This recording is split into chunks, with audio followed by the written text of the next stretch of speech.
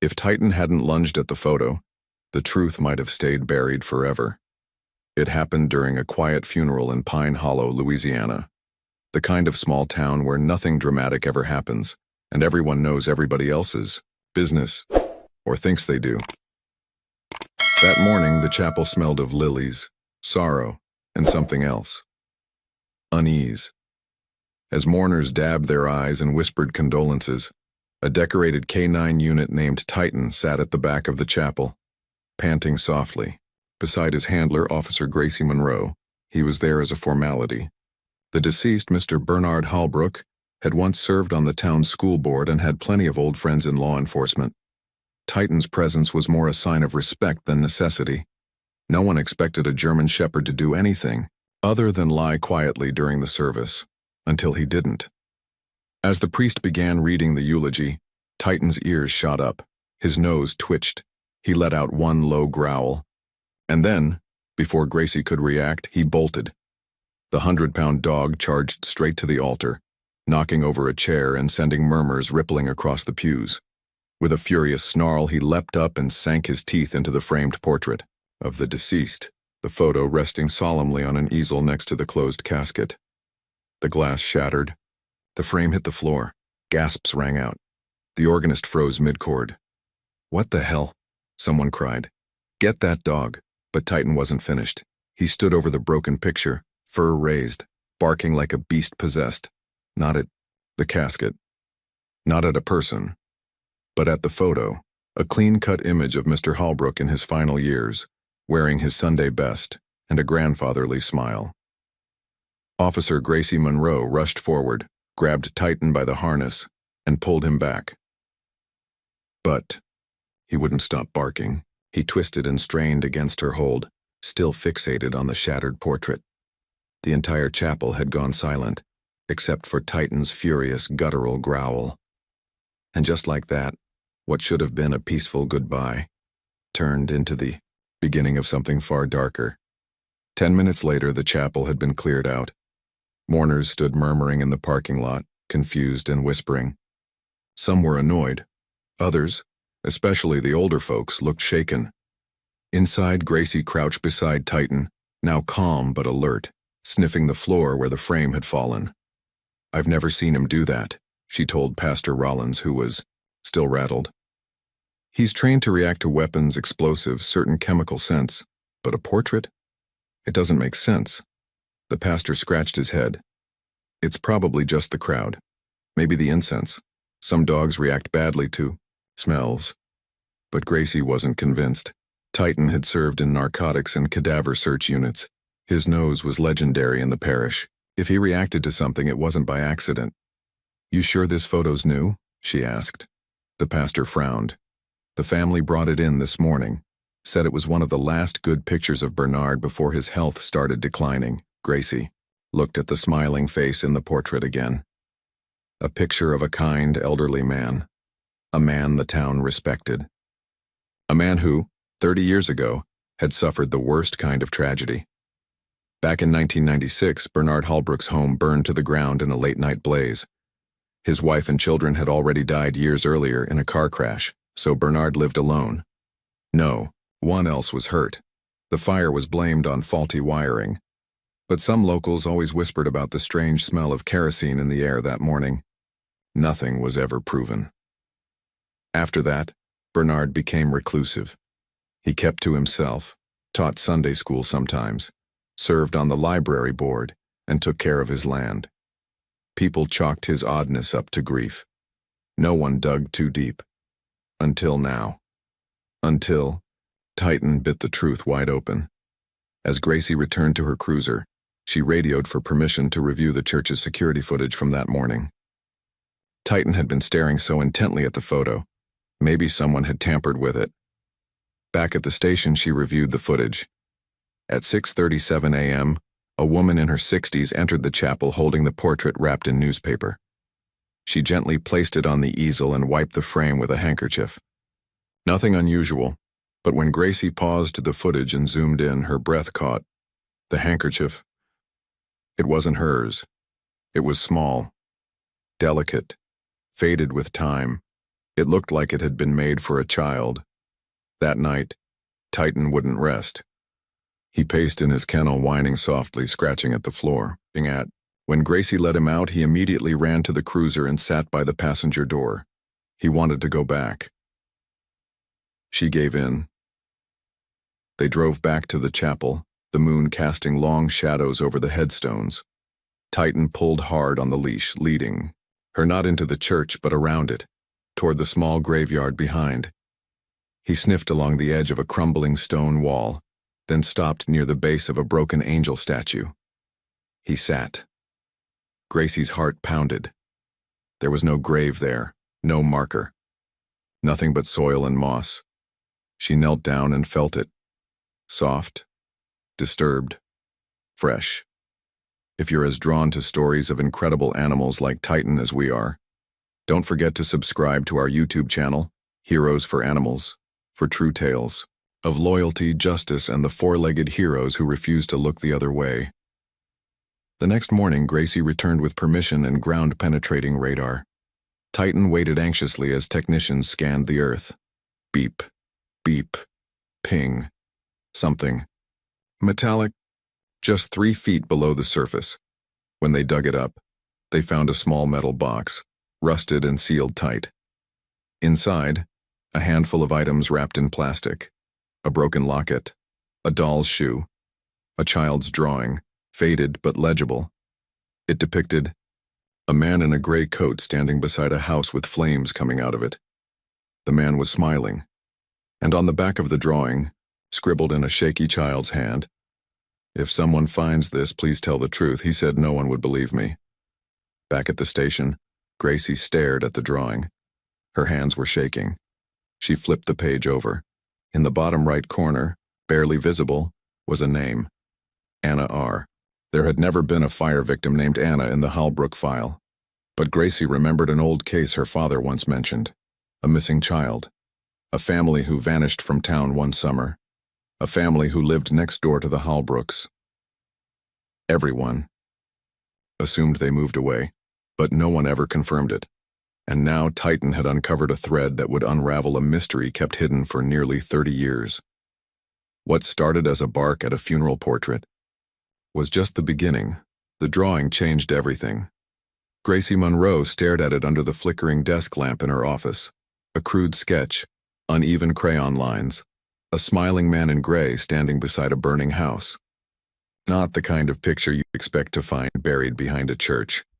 But the real gut punch was the name. Anna R. She ran the name through the town's archive system. Nothing came up at first. No death certificate, no school record, no moving notice. But then she called up a set of dusty microfilm from 1996, a small piece in the back of the Pine Hollow Gazette. Family leaves town overnight. After property dispute. The article was vague. No photo, no follow-up. But it named a local couple, Mark and Susan Richardson, and mentioned their 3 children, Anna, Brian, and little Sophie. It claimed they had moved away after selling their house under pressure from the neighboring landowner. That neighbor? Bernard Halbrook. Gracie's stomach turned. It was too clean, too convenient. A whole family vanishing overnight. No school withdrawal records, no new address forwarded. Just gone. And the town never asked questions. The next step was obvious. The old Richardson house. It still stood at the edge of Halbrook's property. Boarded up windows, roof sagging, surrounded by uncut grass and rusted tools. Locals said it was haunted. Kids dared each other to sneak inside, but no one really did. Not after the fire. Gracie pulled up to the gate just after sunrise. Titan leapt out before she could open the door, nose to the ground, tail stiff, focused. He didn't need a leash. He walked straight toward the back of the house. The floorboards creaked as Gracie followed him in. The living room was a mess of mold and decay, soggy carpeting, collapsed ceiling. But something about it still felt lived in, like whoever left didn't plan to leave for good. Titan stopped at a trap door in the kitchen floor. He scratched once, then sat. Gracie crouched, and tugged it open. A waft of cold air hit her face. She clicked on her flashlight and descended the wooden stairs into what used to be a cellar. Boxes, rusty tools, old newspapers, and then scratches on the wall. Gracie stepped closer. There were names carved deep into the brick with something sharp. Anna, Brian, Sophie. Underneath the words, "He said he'd come back. He locked the door. We're sorry, Mommy." Gracie stepped back, hand over her mouth. This wasn't just a missing family. This was a prison. She called in backup. By noon, the crime scene unit was crawling through the house. A forensics team confirmed traces of blood in the basement. DNA samples were rushed for testing. Beneath a loose floorboard in what once was a child's bedroom, they found a handful of brittle drawings, the same childish style, always with a tall man in gray, always with frightened faces. But there was more. Inside the chimney they found charred bones, small ones. The coroner wouldn't say much yet, but Gracie didn't need him to. She knew. She stepped outside into the tall grass where Titan was watching silently. He didn't bark, didn't whine, just sat like a statue, as if he knew what they had unearthed. She ran a hand over his head. "You brought them home," she whispered. Later that day, Gracie visited the last person who might remember the Richardsons, Helen Marbury, the town librarian for over 40 years. Now retired, she lived alone in a modest home on Willow Street, with books stacked taller than the windows. She remembered everything. "Oh, honey," Helen said, trembling as she held the faded photo Gracie brought. "That's Anna. Sweet girl, loved horses. Used to read to Titan's dad, Max, back when we had him at the library as a therapy dog." Helen grew quiet. Then she asked, "You found them, didn't you?" Gracie nodded. Helen wiped her eyes and stared into space. "We all knew something was off, but nobody wanted to stir the pot. Bernard was powerful. Sat on every board in town. And after that fire, when the Richardsons just vanished, folks figured it was too sad to dig into. We told ourselves they moved on. But they didn't," Gracie said. Helen looked at her. "No, child, they didn't. And I've lived with that guilt every single day." The local sheriff wanted to keep things quiet at first. Said the evidence was circumstantial, that people were tired of looking backward. But the DNA tests came back faster than expected. The bones matched. The handwriting matched. And in a twist no one expected, an old piece of mail forwarding form was found in the church records, a form Bernard himself had submitted, requesting all Richardson mail be redirected to his own address after their move. Gracie laid the papers on the sheriff's desk. "We're not digging backward," she said. "We're digging the truth up." He nodded, slow and grim. We reopened the case. Over the next week, Pine Hollow was turned upside down. News vans arrived from Baton Rouge and New Orleans. The Halbrook House of Secrets, they called it. Former students came forward. One described strange visits to Bernard's house after school. Another remembered hearing a girl crying through the walls once, but being told it was just the wind. At Bernard's funeral plot, people left notes. Some angry, some grieving. A few even left toys. Small acts of apology for the three. Children no one saved. Gracie didn't care about the media. She cared about justice. About getting closure for a family that had been erased from memory. Their voices silenced until Titan tore that silence apart with a single bite. She requested to lead the full investigation. The sheriff approved. She went back to the site alone one more time, and not to dig, not to search, but to sit. She brought Titan with her. The two of them stood by the cellar, where the grass was now flattened and the tape still fluttered in. The wind. Gracie placed 3 white flowers near the step. One for Anna, one for Brian, one for Sophie. She whispered, "You're not forgotten anymore." Titan barked softly, then lay down beside her feet. That night, Gracie filed her report. She titled it, "The Bark That Opened the Door," and in her notes she wrote, "Sometimes justice waits in silence for 30 years or more. But when The right nose finds the right scent. The truth comes out. Not because we were brave, but because one dog refused to stay quiet. The house was burning again. At least in Gracie Monroe's dreams it was. She'd wake up choking on imaginary smoke, the echo of children's screams clinging to her chest. It was always the same. Flames curling around the porch of the Richardson house, 3 small faces behind a basement window, and the man in gray walking away like it was just another Tuesday. But this wasn't a dream anymore. This was a full-blown cold case, now open, now real, now national news. And Titan was the unexpected hero. The town of Pine Hollow was split. Some people brought flowers to the station. Others, mostly older locals, called Gracie a troublemaker. One woman even said, "Let the dead rest, honey. You don't dig up dirt on a man who served this town his whole life." Gracie didn't respond. She just looked down at Titan and said, "Good thing he doesn't listen to gossip." The next step was forensic reconstruction, rebuilding the Richardson timeline. Gracie set up a whiteboard in her office covered in pins, lines, and names. Every day she added more. According to school records, Anna, Brian, and Sophie Richardson all stopped attending classes in May 1996. Teachers assumed the family had moved. No red flags were raised. One substitute teacher had left a note, though.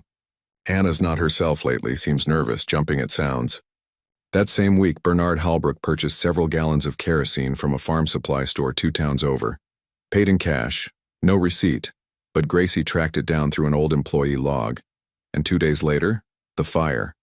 Official cause, electrical. Fault. It was all lining up. But it still wasn't enough.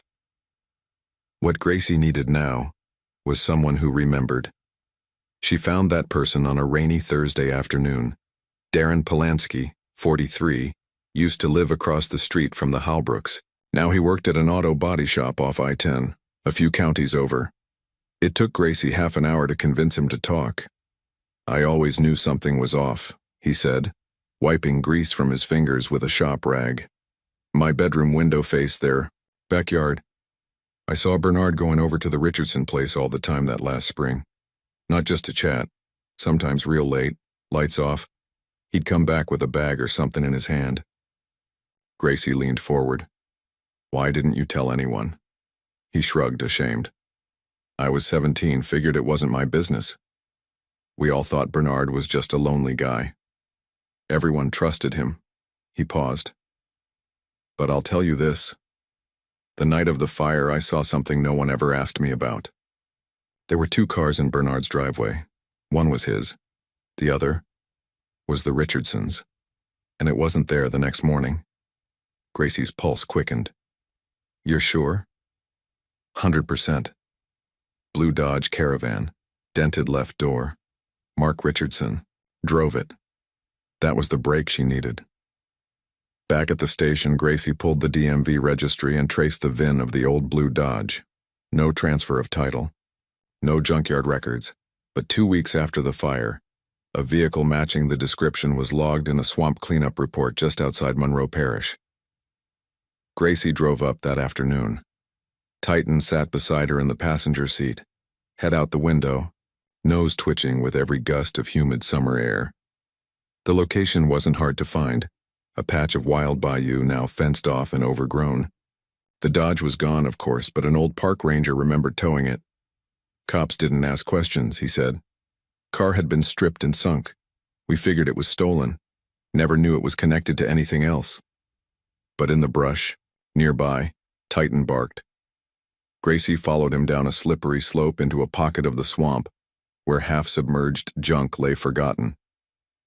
There, covered in algae and vines, was an old metal cooler chained to a tree root. Inside, a few corroded keys, a child's plastic ring, and a bundle of letters sealed in Ziploc bags, somehow protected from the elements, each one written in careful, slanted handwriting. Signed, Susan R., the mother. Gracie read them that night in her kitchen, tears welling in her eyes. Susan had been hiding her children in the basement for weeks. She wrote about Bernard threatening them, about how he wanted to take Anna away, and how he'd told Mark to stay silent or lose everything. The last letter was a goodbye. We can't run anymore. Mark says he has a plan. If you're reading this, it means we didn't make it. Please tell the truth. Tell them we didn't just vanish. Gracie didn't sleep that night. She just sat on the floor with Titan, stroking his head, whispering, "We're gonna finish this."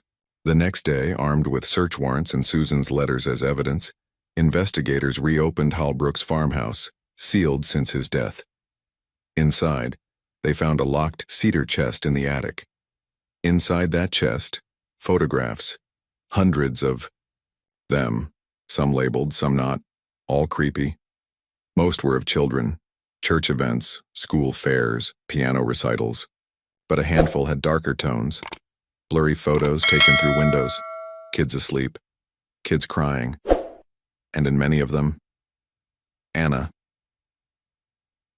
In one photo, dated April 28, 1996, she's standing in the yard of the Richardson home, looking directly at the camera.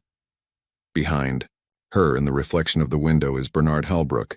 It was the final nail in the coffin. The DA's office prepared a posthumous indictment. Bernard Halbrook would never face trial, but his legacy would. The town council revoked every plaque and honor he'd ever received. His name was stripped from the local park. The library board issued a public apology for ignoring warning signs. And the Richardson family, they finally got a proper memorial. A marble headstone was placed near the old house. On it were engraved the names Anna, Brian, Sophie, Mark, and Susan, along with the final line from Susan's letter. "Please tell the truth. Tell them we didn't just vanish." Gracie and Titan stood beside the grave as the stone was lowered. The crowd was quiet, no speeches, no cameras, just silence, until Titan let out a soft, mournful bark, like a final goodbye. That evening, Gracie wrote her final report. Justice wasn't fast. It wasn't clean. But it came. Because one dog refused to let the dead stay silent. He didn't smell incense or flowers that day in the chapel. He smelled guilt, and he bit down until the truth bled through. The news died down after a few weeks. That's how it always goes. Cameras pack up, reporters chase the next fire, the next horror, the next scandal. But for Officer Gracie Monroe, the silence that followed was heavier than the noise. She still drove by the old Richardson house sometimes. The boards on the windows were tighter now, warning signs posted around the yard. But no matter how many times she passed it, she couldn't stop seeing the same image. Anna's name carved into brick, Titan barking at the floor, the man in gray, and the town that let it happen. The district attorney had offered a summary press conference, wrapped everything up in 5 minutes, called it a tragic failure of the system, promised procedural reforms, even threw in the words lessons learned, but no one addressed the deeper truth, that people had seen things, heard things, suspected things, and looked the other way. Gracie wasn't interested in media spin. She was interested in facts, in patterns, in making sure this never happened again. So she started digging. What she found was worse than she imagined. Over a span of 18 years, from 1980 to 1998, 7 families had quietly left Pine Hollow under odd circumstances. Most were renters. Poor. One had reported a break-in. Another claimed harassment but withdrew the complaint. No one ever followed up. But the names of the landlords? 3 of them were Bernard Halbrook. The others? Shell companies that traced back to one, Halbrook Holdings, LLC. Gracie felt sick. This wasn't just a twisted old man acting alone. This was systemic, hidden in plain sight. Paperwork buried in county records, property transfers disguised as donations, and police reports that mysteriously vanished. But she wasn't alone anymore. One Friday morning, a woman showed up at the precinct, mid-40s, quiet, nervous hands. She introduced herself as Leah Gomez. Her family had lived in Pine Hollow for less than a year, back in 1988. Her parents never spoke about why they left, just packed in the middle of the night, loaded the car, and drove west, She remembered one thing clearly. There was a man who used to watch us from his car, she said. He'd park across the street, didn't move, just sat there, every day after school. I asked my mom once who he was. She said, "Don't look, don't wave, don't talk to him." She slid an old photo across the table, young Leah standing beside a rusted swing set. In the background, through the chain-link fence, a gray sedan, and behind the wheel, Gracie didn't need to guess. It was him. Gracie reached out to the families who had left Pine Hollow. Some refused to talk. Others opened up slowly. One mother described how her son started having night terrors after a man offered him candy at the library. Another spoke of their landlord entering their home unannounced, always with an excuse. None of it had been illegal enough to prosecute. All of it now formed a horrifying mosaic. Bernard had hidden behind charm, tradition, and community respect.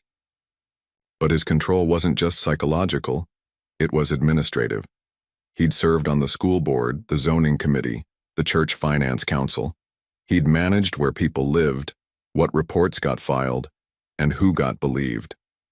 And somehow, over 3 decades, he got away with it, until a dog tore open his portrait. The town council wasn't thrilled with Gracie's investigation. A few members accused her of dragging Pine Hollow through the mud, said she was reopening old wounds. She didn't care. She printed everything, made copies, took Titan with her, and drove to Baton Rouge. At the state capitol, she requested a meeting with Senator Carla Hewitt, known for championing missing persons legislation. The staff initially brushed her off. Then Titan sat down in the hallway and barked at the senator's photo on the office wall. 5 minutes later, Gracie was inside. She laid it all out. Documents, photos, witness interviews, forensic reports, and Susan Richardson's letters. Senator Hewitt didn't speak for a while. Then she said, "This is bigger than a case. This is a generational failure." She promised a state investigation. She kept her word. 2 months later, the state attorney general announced the Halbrook Accountability Review, a task force dedicated to re-examining closed property disputes, missing children reports, and fire-related cases tied to Bernard Halbrook and his affiliates. Families began coming forward from across Louisiana. Some had been silent for years. Others didn't know their stories mattered until Titan's bark broke the ice. Gracie and Titan became something of a symbol. People sent letters. "Your dog did what no man had the guts to. We believe you. We remember now." "My sister vanished in 1989. They said she ran away. Now I wonder." One evening, as autumn leaves began to fall across the precinct lawn, Titan sat beside Gracie's desk, chewing gently on an old tennis ball. Gracie reviewed yet another file from the Halbrook case. She felt tired but driven. Her phone buzzed. It was an email from Helen Marbury, the retired librarian. Subject line: "Found something you should see." Attached was a scan of a letter from 1997, addressed to the school board. It was unsigned, no return address. But it was clear. He watches them. He touches their things. He follows them from the playground. "I told the pastor. I told the council. They told me to pray on it, but prayers won't stop him. Someone has to stop him before he burns another house." Gracie stared at the screen for a long time. This wasn't just about Anna. This wasn't just about Susan. It was about a whole town that let darkness settle into its bones and called it tradition. A place where silence had been mistaken for peace, and compliance had been mistaken for faith. But no more. That Sunday, Gracie stood before a full congregation at the Pine Hollow Chapel. The same chapel where Titan had first barked at a photograph.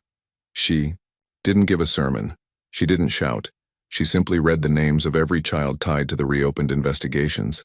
Then she set the paper down and said, "Titan barked because we didn't." The room was still, and then one by one people stood, some in tears, some in silence, but all of them standing.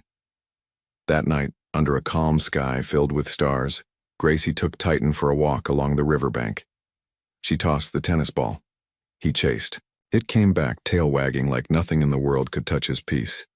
"You did it, boy," she said. "You broke 30 years of silence." Titan sat beside her, watching the moonlight ripple across the water, and for the first time in weeks, Gracie smiled. By now, Titan wasn't just a K-9 officer. He was a legend. School kids wrote him letters. The local bakery named a peanut butter cookie after him, Titan's Treat. Reporters still called Gracie every week, but she declined every interview. This wasn't about headlines. It was about the people who had gone unheard for decades. Still, Gracie knew the story wasn't over. The state had launched their task force, and the files were starting to trickle in from neighboring counties. Most came in thick envelopes or digital scans. But one day a man walked straight into the Pine Hollow precinct with nothing but a backpack and a haunted look in his eyes. "I think I have something you need to see," he said quietly. His name was Tommy Renshaw. He was 38 now, but had once lived in Pine Hollow as a boy, just for a year in 1993. His mother had cleaned houses for wealthy families, and Bernard Halbrook had been one of them.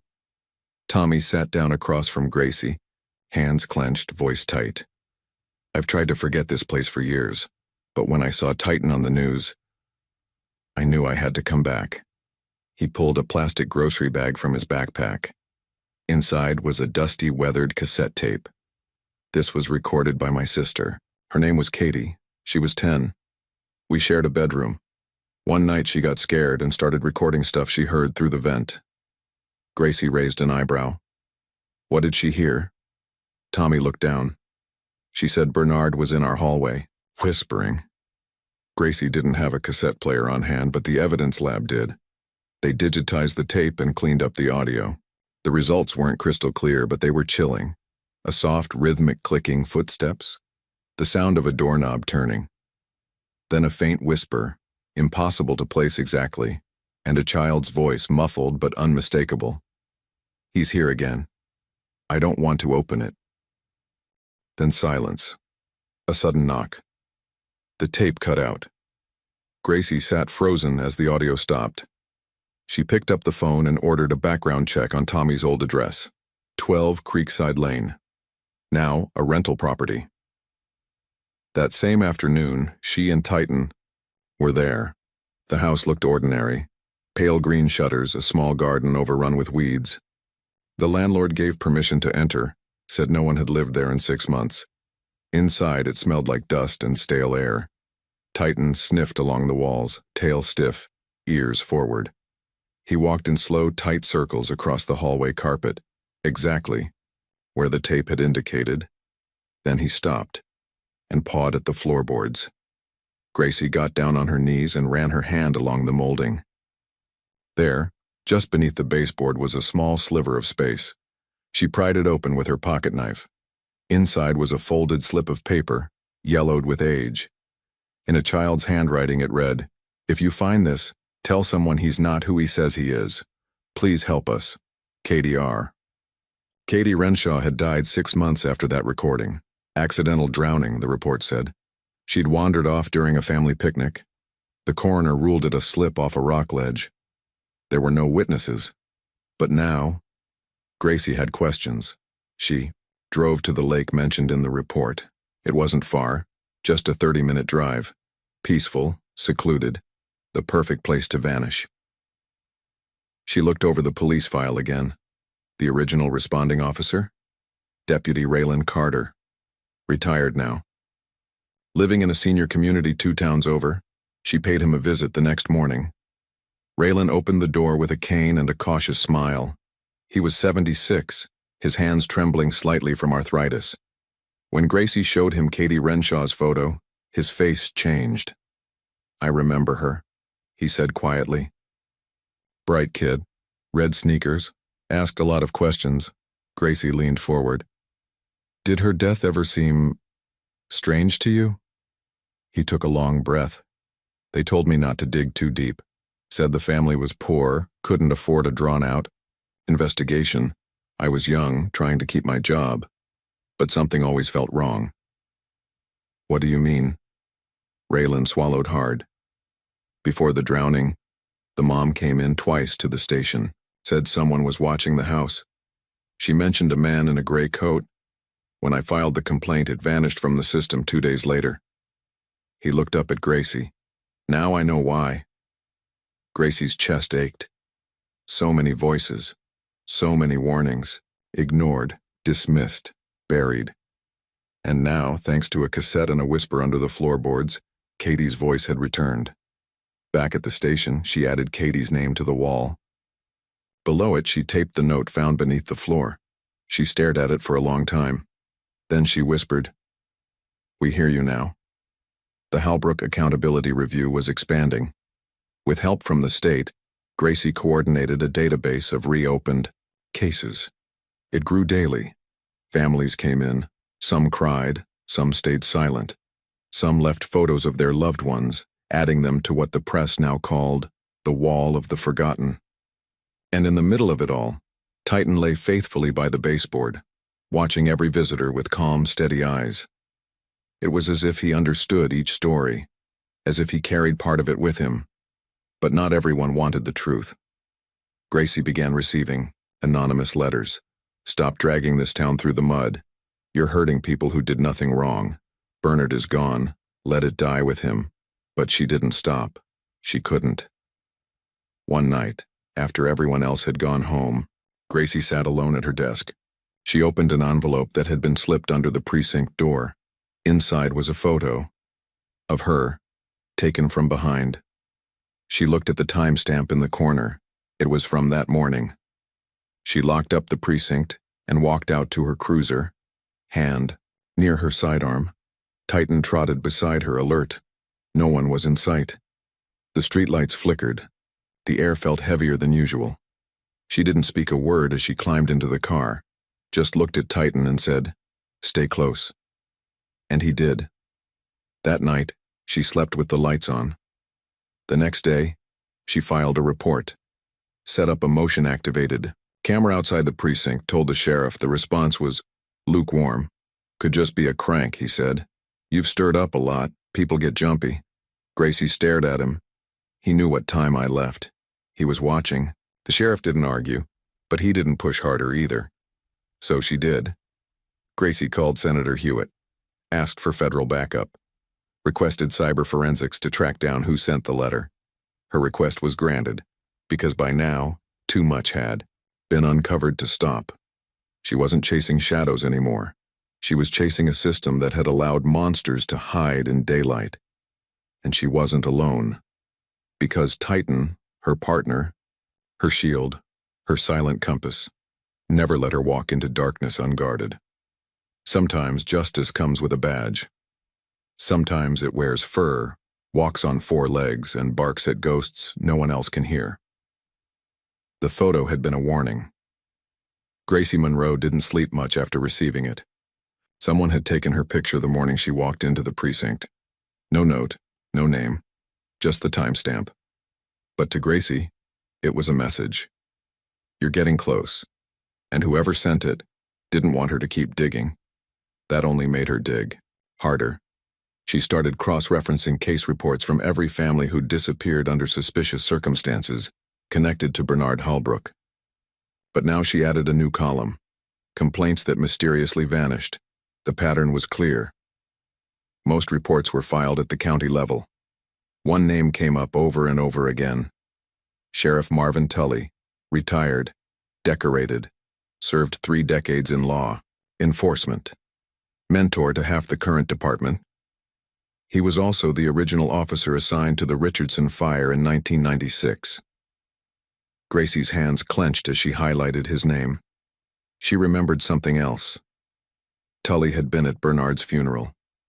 Front row, hand on the casket. Tears in his eyes. And Titan had been staring at him. That night, Gracie sat alone at her kitchen table, reports spread out in front of her. Titan lay at her feet, ears twitching. Outside, wind rattled the windows. The weight of everything they'd uncovered pressed down on her chest, all those names, all those silenced children, and one man who'd been there all along. The next morning, Gracie drove to Tully's lake house. It sat on an isolated stretch of Pine Hollow's outer edge, gated, clean, quiet. Tully greeted her with a smile and an old man's drawl. Well, if it isn't Pine Hollow's rising star. Gracie kept her voice steady. I need to talk to you about the Richardson case. He chuckled. Still chasing ghosts, huh? I think you remember more than you let on. Tully's smile didn't fade, but his eyes sharpened. I remember plenty. And I remember how dangerous it can be to start believing every rumor that comes across your desk. He gestured toward way. The lake. Come walk with me, officer. Let's chat like civilized folks. Gracie hesitated, then whistled softly. Titan trotted to her side. Tully's face changed for just a flicker. They walked along the shoreline. The air smelled of pine and moss. Birds called from the trees. Then Tully stopped, turned, and said it flat out. You think I covered for him? Gracie met his eyes. Did you? Tully looked out over the water. He had friends in every office, friends with power, people who owed him favors. He helped their kids get into college, helped families pay off property taxes. You don't make enemies out of someone like Bernard Halbrook in a town like ours. Gracie's voice was ice. So you stayed quiet. I did what I could. I filed reports. I left trails. You buried trails, she snapped. Children died. Families vanished. And you buried the truth with every signature. Tully didn't argue. He just said, then do what you came to do. Gracie opened her phone and played a recording, Katie Renshaw's cassette. That haunting whisper, that final knock. Tully didn't flinch, but Titan stepped forward, growled, deep, low, purposeful. Tully turned to the dog. You're smarter than most people I knew on the force, you know that? Gracie stepped between them. You're not untouchable anymore. Back at the station, Gracie filed an official statement requesting a full review of Sheriff Marvin Tully's career. Dozens of cases from his tenure were pulled for re-examination. At least 5 had been prematurely closed, some with identical language. Insufficient evidence. Witness recanted. No foul play suspected, but now there was a pattern, and patterns don't lie. The fallout was fast. Tully's pension was frozen, subpoenas issued, depositions taken. The state attorney general announced an independent review board for retired law enforcement officials, tied to mishandled missing persons cases. It wasn't just about Tully. It was about accountability, legacy, truth. 6 months passed.